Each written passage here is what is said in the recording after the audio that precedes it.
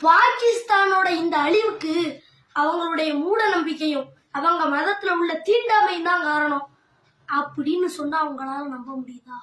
நீங்க நம்பினாலும் நம்பலனாலும் அதுதான் உண்மை.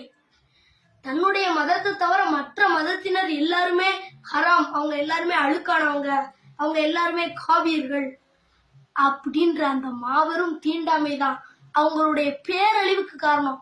எங்களுடைய மார்க்கத்துல ஜாதி இல்ல, மதம் இல்ல, ஏற்றத்தாழ்வு இல்ல அப்படின்னு சொல்லுதவங்க எதுக்கு முதல்ல மனுஷனாவே இல்ல? அவங்க ஏன் ஒரு தீவிரவாதியாவும் பயங்கரவாதியாவும் இருக்காங்கன்னு என்னைக்காச்சும் நீங்க யோசிச்சு பார்த்திருக்கீங்களா? காவிர்கள் அப்படின்னா இஸ்லாம் அல்லாதவர்கள். குரான் 2.191 சொல்லுது, காவிர்களை எங்கு கண்டாலும் செய்ய வேண்டும் அப்படின்னு சொல்லுது. குரான் 3.28 சொல்லுது, காவிர்களை நீங்கள் நண்பர்களாக வைத்திருக்க கூடாது. குரான் 3.85 சொல்லுது, இஸ்லாம் மட்டுமே இருக்க வேண்டும், வேற எந்த மதமும் இருக்கக்கூடாது அப்படின்னு சொல்லுது. ஏக இறைவன் யாரையும் ஹராமா பார்க்க சொல்ல மாட்டாரு.